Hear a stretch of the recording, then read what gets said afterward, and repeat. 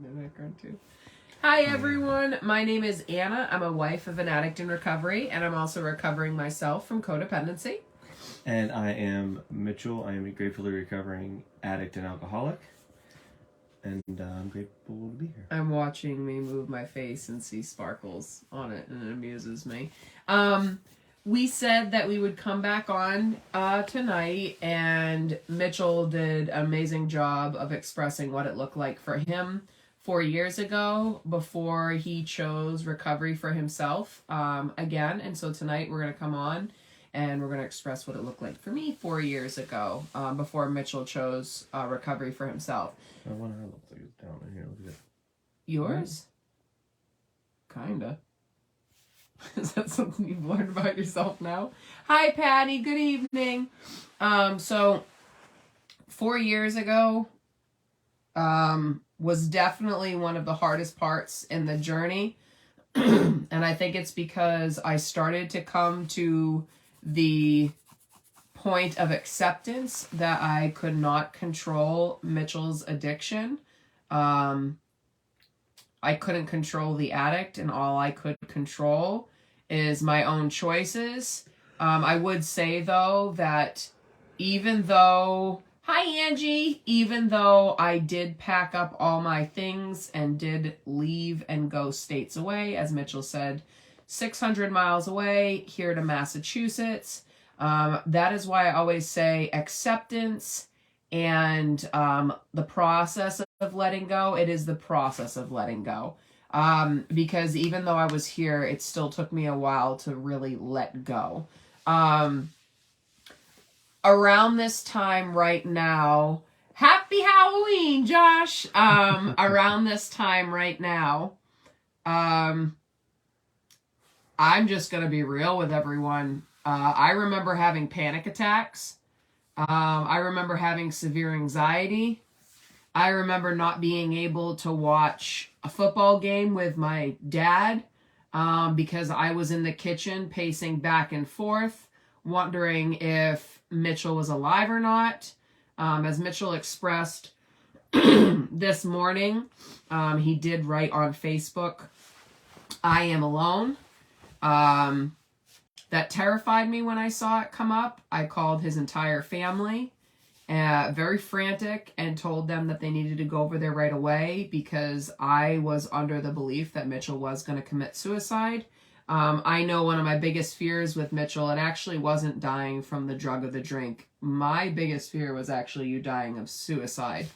Because before I even knew the word addiction or thought addiction was in play, I always thought you were depressed because you would express already certain things like this. So that would make me nervous and scared. I remember Hillary, your mom, your dad, all going and rushing over there. And then while I was terrified, I was calling Laura. Laura was in Utah. I was in Massachusetts. Mitchell was in Pennsylvania. I told her that I thought Mitchell was going to commit suicide. She was trying to calm me down because I definitely was very frantic. She told me, "Anna, we don't know what's going to happen. We don't know what's going to occur." And I realized what really hurt me at that point in time was I thought if he was going to commit suicide that he was going to die alone.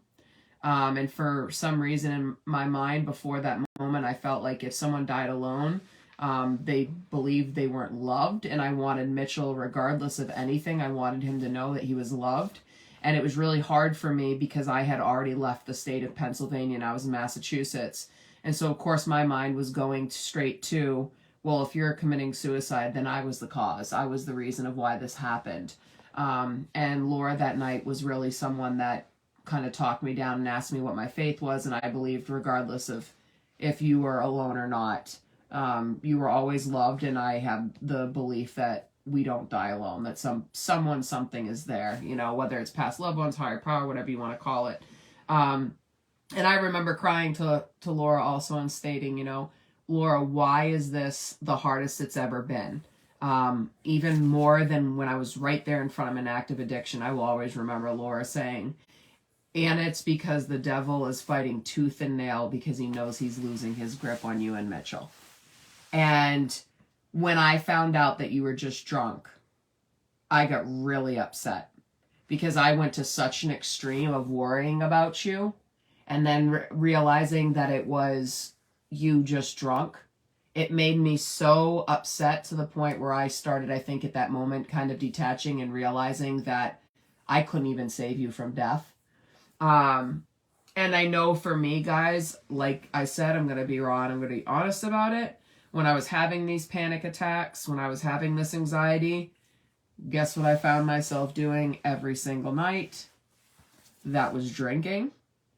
I would have either a few glasses of wine or a drink, and the reason why for me was because there was nothing that was helping me calm down from the panic attacks except drinking. And this was probably about 2 weeks, 3 weeks, until one day I really recognized, what am I doing, when I honestly reached for the next drink. I've seen this. I've learned that it doesn't matter what sex you are, what age you are, what your religion is, what your ethnicity is, none of that. And I really looked and realized, like, this is a slippery slope. And I remember starting to stop the way that I, like, was drinking, because I definitely was drinking to the point of trying to stop the panic attacks. And that's afterwards when I, finally talked to a doctor a couple months later. Not a couple months later, about a month later. But for me, when Mitchell was spiraling, it was a lot of worry, heartache, feeling like I let go, then the next morning finding out I hadn't let go. I remember why, I knew I wanted to grieve, but I asked my parents. That movie Beautiful Boy came out, and I knew and wanted to see it. It had to do about a father watching his son in addiction. And I think that movie actually helped me process and grieve at this time. And the reason why is when we were in the theater, I remember being in the front row, my mom and dad on either side. And there was a scene where they finally go to a 12-step program and they go to Al-Anon as a family. And there's a mother that talks about her daughter. And she says lost her battle with addiction. She said, you know what, though? I'm actually glad my daughter's at peace. And then she said the words that I never thought of. She said, because, I've already mourned her while she was alive. So now that she's gone, I know now she's at peace and everybody can rest. And I just started sobbing in the movie theater, because that's when it hit me that I had mourned Mitchell for such a long time. Mm-hmm. And my mommy just grabbed my hand and held onto my hand so I could sob in the movie theater. All I can tell you guys is towards the end, which we're coming up to, because November 5th was when Mitchell got on the plane, and I think, wasn't it got on the plane or even just the night before? This is the time now where Mitchell and I kind of ceased communication. We weren't talking back and forth anymore. I hadn't heard from him in a while. I went out with one of my good friends, Caitlin, and I think what helped me kind of move forward also was that I went out and met new people. And when I met new people, it kind of gave me that I'm gonna be okay. Like I think I thought for a really long time I was broken and I would never get past it. Yep. And meeting new people made me feel alive again, and made me feel like there were other people that would accept me and that I would be okay. And I think that's why towards the end, getting at this time, that's why we always talk about, when Mitchell, like he said, it was the back and forth of emotions, of sadness, hurt, anger at me, all these different things from the addict. And I think that's what got me to the point of when I went out that night, was out with friends, and then after the thinking he was going to commit suicide, it just really became, I can't do this anymore. I'm killing myself. And we've talked about this on the Monday night. I fell to my knees when I hadn't heard from Mitchell in days. And after I told Caitlin that night, I'm going to get a divorce, like it actually came out of my mouth. And I really had accepted that. And what came back at me, though, in the morning when I hadn't heard from you in such a long time was the person that was like, I love you. You don't deserve this. I'm really going to do it this time. And I hit my knees because I just knew for years how many times I've heard that. And that's why it was insanity. And I just hit my knees and I actually cried and I said out loud, God, please, I'm handing my relationship over to you. I don't want to feel this way anymore. I don't want this pain. And I just remember bawling and my dog Tonka coming over and licking the tears off my face. And after that, I just seemed to have all the strength in the world to battle the addict. I think it's because I knew I was going to be okay. I had come to the acceptance that there was no way I could control you, meaning the addict. I knew I had to make my own choices. I knew that I could not save you because there I was on my knees. And like Mitchell said earlier, there was a lot of hards of needing to hold boundaries too, because the one thing I wanted for Mitchell and I for such a long time was us to sell the home and move up to Massachusetts and to get away. And so I remember that moment like that you talked about today when you called me and you were like, Anna, you know what? I don't want to do the roof of the house. I just want to come up and be with you. The reason why I froze also on the phone was because it was like, there was the moment that I was waiting for so long. That was the moment that I really needed and wanted. And there it was. However, I just knew that if you came, there was nothing different. It was not going to be different. And it was very hard and for you already me. gave it over. You Yeah. already gave it over, so you were clear in your thought process. Yeah, so. and it was very hard for me to express that to you because a part of me was like, did he not listen to me? Did he not hear me? Like, why is he making me go through this again that was already really hard to read those letters to you, prior weeks before? And so it was a lot of back and forth. Definitely, guys, not holding boundaries throughout the whole time. I remember Evan calling me out when he was like, what do you mean you're having conversations with Mitchell on the phone? He's like, I thought you said, Anna, before you left, you weren't going to make small talk with him. And I was like, yeah, you're right. But I still, like, I know it wasn't the right thing to do. I just know now, looking back, that having self-compassion on myself, because it was a process. And it's very hard to detach. So I want everyone out there to know, like, if that's in a process that you're in right now, detaching, that's exactly what it is. It's a process. It's not a one and done thing. I wish it was, because obviously it would be a lot easier, but it's not. So like, if you can see Mitchell and I different from what we were going through, but each of us were going through our own different types of pain and hardships. Yeah, well, no, and I was just going to ask you, so it took till the end and the real insanity for you to like give it up, to give it away to God, to give it away, just take it out of your control. Yeah. And so what do you think stopped that before? So before we went to treatment, I went to treatment the first time, and like we started working on ourselves separately. Yeah. You don't think you were ever at that point before, like you didn't know how to let go, or like did you need it to get that bad? Because you know how like the addict, like they say, like you have to hit rock bottom, which you don't, but like it needs something to kind of come and crash into your life. Yeah. Like, is that what you felt you needed? Like just that real insanity, to get you to that point, or? No, I think I needed the real insanity and my point of recognizing that I was dying in the process and that you were my addiction. Like, I knew that every time I went back to you, I was going to get hurt because nothing was changing, but yet I always came back to you. And so, and you think you told that's like a drug.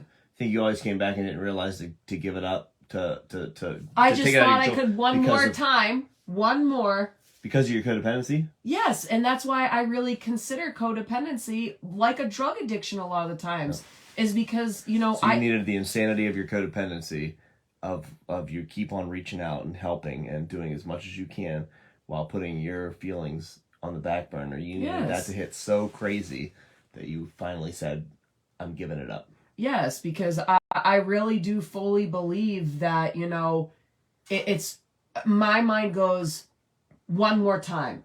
if I what happens if I let go right beforehand and then he gets this. And so I was always one more time, thinking that, okay, a little bit of hope, this will be it. But every single time I got hurt. And I do think though, Mitchell, before you went in that first time, I was very close to leaving then. Oh yeah. I think I remember that's, you were searching for divorce. yes, and I think that's also why we kind of both got to our breaking point. You went into rehab that time, and then I was at my limit at that point too. And I think what had me hold on longer is because I did get you back for 6 months. Now, obviously, a version of the self that I see now, same thing. I was only a version of myself back then. I feel like I'm a lot stronger than the person that I was before and a lot more challenging in growth. And I feel like you are too. However, I got to still see more of you. So it was very hard for me to get a glimpse of you. And then all of a sudden it like was pulled back like really quickly. And that made me go back a little bit, I guess, believing more hope again. And so it let me kind of push away from the insanity. But I also know, like, I've been honest with my clients, and I'll be honest with you in here. I know, and you've even admitted it to me. I know our codependency kept us together though too. Like there was many a times where I knew I should have left, but my codependency was that drug and kept me there. But as we've talked about, like though, power of hindsight, here we are, and I'm glad that I did hold on. But I want to, when I say that, guys, I'm glad I held on.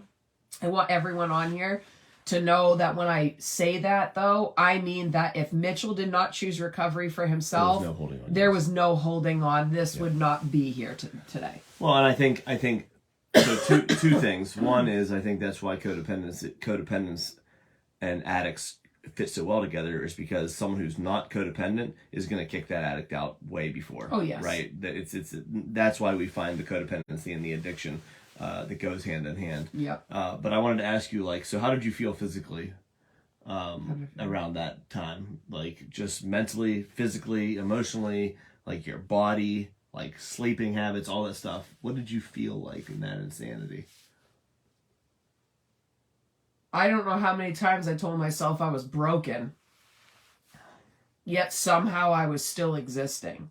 Like, the best way I can tell you is that in that insanity, I've never felt as angry as I have in my life, so frustrated in my life, so confused, so heartbroken. I felt like I have nothing left to give, and that is why I hit my knees. Never one other moment in our entire relationship had I hit my knees to something I believed in, but yet was still very skeptical also. And physically you were drained. Physically, I was exhausted. I remember telling you, like, I was really upset that I couldn't play with the kids anymore, and that was something I loved doing. I was drained. It was like you were sick. Gone. It was like you were sick physically. Sick physically, right. Mentally, and and the one thing I want to say is, and I want people to know out there is I remember writing, there's an impact letter that I gave Mitchell the second time, I believe.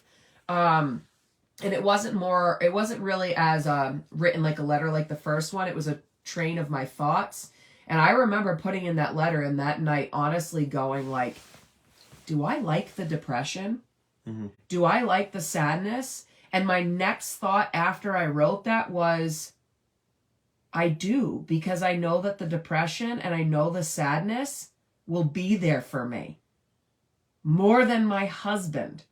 And so for me, like, that's hard to say that I was actually wanting and accepting in choice the depression and the sadness and the hurt, because it became more a friend to me. Yep. Than you at the time. Yeah.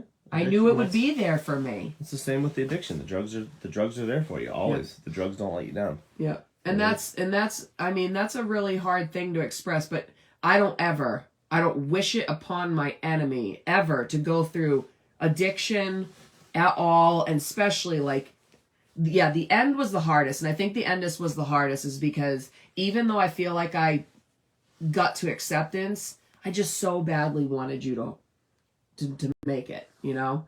I'm so relating to this. I feel like I am in the last chance phase. Every other area of my life has, where did it go? Oh, poop. I think it's it. Oh, there. Every other area of my life has improved 1,000%, but my relationship with my husband is so detached. Part of me is scared, but the other part of me is so relieved. Yep. And I think that's, I think we need to remember, guys, you know, let's do it this way. I remember you writing in your diary one time of really expressing, like, am I scared? And then you said in the next statement was, all I've ever known is me as the addict. And so many people are so hard to, or fearful of choosing recovery because they don't know what recovery looks like, and they don't know what they really look like without being the addict. Yep, yep. And so, that's the same that I can really relate to you, Diane, because that was the same with me. Who was I without Mitchell? Who was I without the addiction? Who was I without my marriage? Who was I without the family? It was all this having to start with scratch, I felt like. And that was terrifying because I didn't know how to begin and I didn't know what it was going to look like. So I was terrified. And that always kept me holding on to the insanity and the unhealthy because I felt like for some reason that was easier than choosing the harder of not knowing, you know? Yes, it was like all over in every aspect, physically, emotionally, beyond drained and burnt out. Yep. Jennifer, that's a really, really good way to put that. I'm going to put it up right there, right now, broken but existent. Mm-hmm. Emily, that's how I felt for a really long time. I know Mitchell can even say that, even though, you know, family and addict. And that's why we need to choose to live again. We don't know how long we have in this life. And we can't let addiction take our days away. We can't, because there's so many people that want us in this life. And like, listen to that thing too. It's like broken but existing, right? From a young age, man, I felt broken but existing, right? Yeah. That was my go-to in my mind was I'm broken but I'm here. Yeah. I'm broken but I'm here. And it doesn't matter if there's codependency or addiction or some form of whatever. If you feel that inside, and I'm sure a lot of people do, we have to have compassion, man, because this is a hard road to get out of that. Because what do you do when you feel broken? You know what I mean? Yeah. Like, how do you see that there's hope? Yeah. You know, but having that compassion. So I would just say, you know, use these experiences. If you felt that way before, make a mental note of it. Like, how do you feel physically, mentally?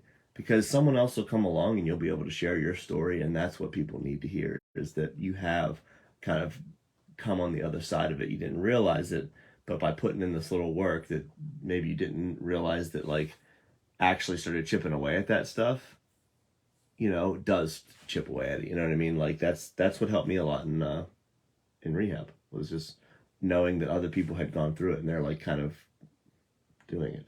I can't stop looking at the pug.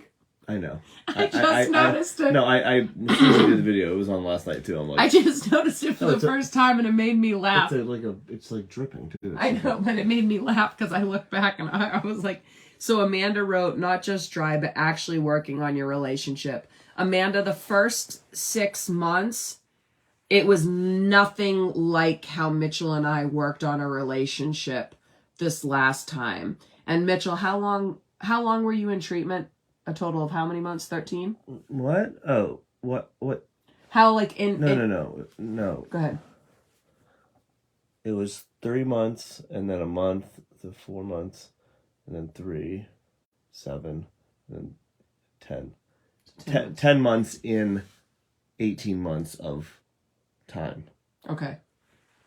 So 10 months out of 18 months, I was in treatment. Yeah, and so that means then that whole 18-month span... So in a year and a half, I only was not in treatment for 8 months. So that means 8 months of it were the span of the addiction. In between. The relapses. So 8 months. That's something that I don't think a lot of people recognize, is that Mitchell went in for 90 days, came out, but relapsed for a good probably 3 months, then went back into rehab, and then relapsed again it was a really long span. But that first time, I'm gonna speak for myself. Yes, we made some progress, no, like individually, Yeah, but like yeah. relationship wise, Yeah. I still was sugarcoating everything with you. Yeah, no. I wasn't being honest. I was still so codependent to the point where, being completely honest, I cared more about what the therapist thought of me than The you first did. time was more of a, after the first time was more of a like, here's my plan, I'm just gonna do it, and Anna was proud of me for doing it. Yes. Right. Yeah. Yes. No, 100%. Chance, I want to see what Chance said. Talking about it without making up a story, just being honest about my alcoholic husband has been easier and healthier than I can imagine. People have compassion. Yep, I really believe that secrets keep us sick, and it really hurts us. I think it hurts us and our chances of recovery and of healing, truth be told. So one of the things that was the hardest thing for me was to be open and honest with other people of what was going on, because so many times I kept secrets with you, for you, and didn't say things because of fear of judgment, though, too. It wasn't just completely with you. But finally opening up, I mean, I think that's why us creating We Are Recovery, I think that's why I was telling someone that, like the other day, like, We Are Recovery is so important, because really recognizing that, yeah, sure, you went to outpatient and that was something that was different, but another big thing we did different was we opened up our story. Mm-hmm. We didn't keep it silent, because I remember the first time that when you went to rehab, you told me not even to tell the neighbors. You were like, don't tell people that I'm in rehab. Oh, I'm sure. Yeah, and I remember being so upset, because I felt like that's lying, and I'm not going to do that, because I've always been feeling like I'm lying. I want to do something different. So for you, from first time in rehab, don't tell people to now, and now us. And that's a normal thing first time in, man. You're just scared. You don't know what people think and do and whatever. And then you realize, oh, it's a power. It's actually like a... Yes. It's actually like a superpower, man. And that's what I was saying, is like, everybody on We Are Recovery, like, you guys are more important than you believe. I'm being honest, because you are a support system for Mitchell and I, just as much as we hope we're a support system for you guys, because this is something we did completely different, and I think this holds us accountable. This gives us a better opportunity of opening up, sharing our story, and a pillar of recovery, I think, in healing is giving back. Spreading the message and seeing other people turn their own lights on and spread their own. Think about it. A lot of firsts we did, we talked about with you guys on here. Like, yes. The first time I went away for a month without Anna, it was like I was on here every day, staying accountable. Yeah. You know what I mean? So it's definitely beneficial. But I wanted to say that, like, you know how you said that whenever I was thinking about suicide, like, you were like, I just don't want him to. Don't want him to die alone. I want him to feel loved. Yeah. I just wanted to say that because you said no to the addict, you were showing love to me. I know. You know what I mean? Yeah. So, like, you have to remember that, like, you are loving the individual by leaving. Yeah. And if the addict takes the person out, like, it is kind of a kindness to the person, because it just wasn't meant to be. You know what I mean? Well, I think and it's not going to make anything easier. It's going to be hard no matter what, but, like, loving the true individual is holding the boundaries, is letting go when the addict's there. And I think what helped me, too, is remembering what Chris Alder told me a long time ago. Regardless of anything, you continuously choosing alcohol and drink, you're slowly killing yourself anyways.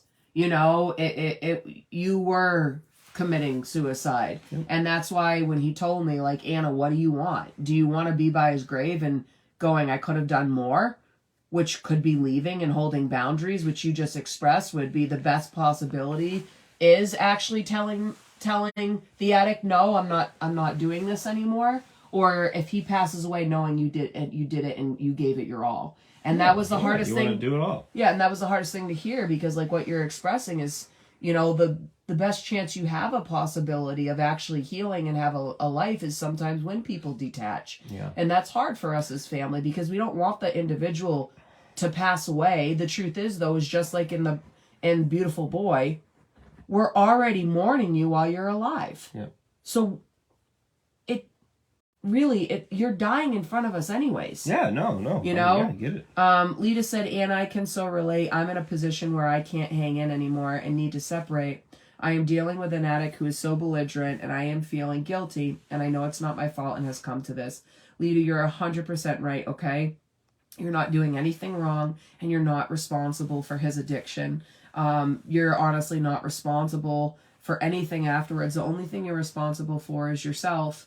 And that's the only thing that we can do. And I know that's incredibly difficult. And I know even still to this day, it's extremely frustrating even for me sometimes to just be like, why can't we choose for you? Like, why can't we shake you and just let you see how important you are, how amazing you are if you just let go of the addiction? Like, that was something that was frustrating. I can't tell you how many times I wanted to shake you, you know, and just not being able to. Let me just right here. I hear you, Lita. I'm glad, guys. Thank you for always supporting one another and writing back to one another, because it really does happen. Second daughter got married yesterday. He missed it. I was just honest. Jana, I'm so sorry for him not showing up, because I can't even imagine how incredibly difficult that was for you and your family. I will say, though, like, even bigger, though, congratulations, because that's amazing that you could be there for your daughter. And I'm sure that was absolutely important for her, that her mother was not just physically there, but mentally there as well. And that's what's important about us detaching from the addiction, because we can be physically and present with somebody, but it doesn't mean that we're mentally there. And so when we learn to detach and take our time and our focus off the addict, we're able to be mentally there for other people inside our lives, which also means we're there for ourselves. Jennifer, yeah, that Chris Alder statement is what helps me get through the shame and questioning myself after years and decades of manipulation and gaslighting on top of it. Jennifer, that was something that really helped me too. Chris Alder really helped me out. He's like, Anna, every time we choose to use, we're putting a bullet in a gun, basically. He said, to put it just point blank, like, that's the truth. It is either jails, institutions, or death. Right when we continue choosing, we're playing Russian roulette. And he said, what is it going to be for you? And I will always remember what he said when we were about to get off the phone. And it was about 3 months prior to me leaving. He said, Anna, okay, good talk. Talk to you in a couple months about the same exact thing. And I was like, but the truth is he was right. He was right. It's the cycle. He knew the cycle wasn't just there. Detaching is hard, but I believe completely necessary. Kat, it really is. Detaching is something that really helps us. I love that view, Anna, detached to be mentally there. I feel that's the truth, because I think that's also what our recovery is about. When we challenge ourselves in the behaviors, when we get caught up in our healthy behaviors, we're not mentally there. We're stuck in the unhealthy. But when we choose healthy and do different, we're more there. That's why I say self-care is so important, and grounding ourselves. Because even my dad, today we went to a metaphysical fair. My dad got his chakras balanced. And he even said, anything. I said, do you feel better? He said, of course.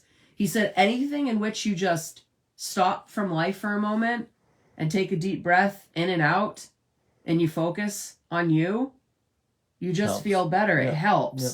And that's exactly what that is the grounding and the detaching. It really just helps us center ourselves again. But guys, we wanted to come on and just really express what it looked like for me around this time. Like Mitchell and I said, we are heading to Utah. We'll be there Wednesday night and be there all through Tuesday. And Mitchell, I think, has a really good idea. We'll almost kind of make it like a documentary. We'll keep coming on live with people that we see and share their experiences if they want to.